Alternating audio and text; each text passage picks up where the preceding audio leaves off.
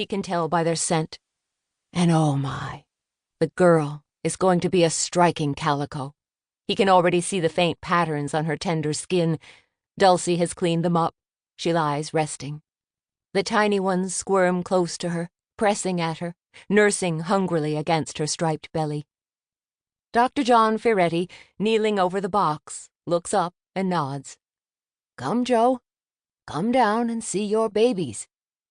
Joe Gray eases off the bed, approaching warily. He crouches very still, looking into the birthing box at his new family, breathing in their intriguing kitten scent. But he is fearful. Even now he is afraid of how he might respond. He is too aware of the ancient instinct of some tomcats to ravage their own young. Would this age-old urge surface in him? Shivering, he is ready to turn and run before he hurts his helpless kittens, and when Dulcie lifts her eyes to him, he sees for an instant the female's equally primitive response, the inborn ferocity of a mother cat to protect her babies. But then her look softens. Her green-eyed gaze is content, loving their kittens, loving him. Joe Gray purrs extravagantly for her. Watching Dulcie and their 3 beautiful newborns, he knows only wonder. He knows they have made a fine family. 3 infants so tiny and perfect that Joe can't resist reaching his nose in, breathing deeper of their sweet kitten aroma. "Courtney," Dulcie says, licking the calico and looking up at Joe.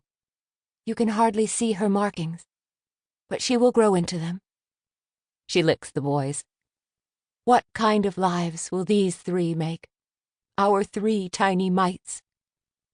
Powerfully the moment holds them, holds the little family in the hands of gentle grace.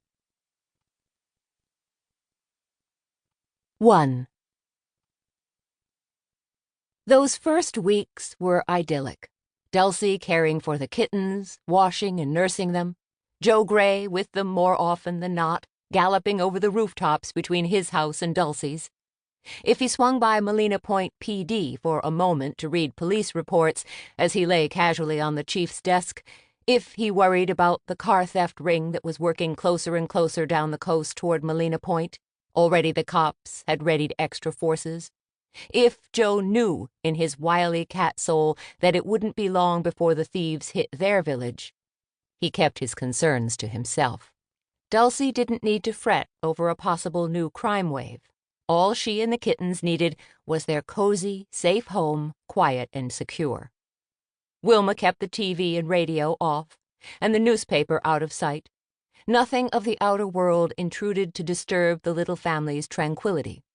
Only soft music on the CD player, or a little easy jazz, or Wilma would read to Dulcie, something bright and happy. 2 weeks after the kittens were born, their eyes were open and their tiny ears unfurled. Another week, and they could see and hear very well, and were toddling about their pen. Courtney's colors were clear now, the bright orange and black markings along her back, her white sides and belly, her little white face with orange ears and a circle of pale orange and darker freckles around her muzzle. The 3 perfect black bracelets circling her right front leg. Now, when the kittens heard Joe Gray come in through the cat door, they squealed with delight. When Joe jumped into the cat pen that Wilma had set up in the kitchen, the babies climbed all over him, pummeling and mauling him, rolling under the tomcat's gentle paws. The biggest question in both parents' minds, the same question that nudged those few humans who knew that Joe Gray and Dulcie could speak, was when would the kittens say their first words? Would they speak? Would they be speaking cats like their parents and like Tortoiseshell Kit and Red Tabby Pan? Or would Joe and Dulcie's babies grow up without knowing the human language, without the human-like talents of their parents? Everyone was filled with anxious hope, with nervous waiting. Wilma's niece, Charlie, came often to visit, the kittens climbing from her lap to her shoulder to tangle wildly in her long red hair and to pat with curiosity at the celestial scattering of freckles that spilled across her cheeks, making her laugh. Charlie, as Police Chief Max Harper's wife, knew all the details of the coastal auto thefts. To keep listening to this audiobook, I've left you a link in the description so you can do it, at no cost thanks to Audible's 30-day free trial.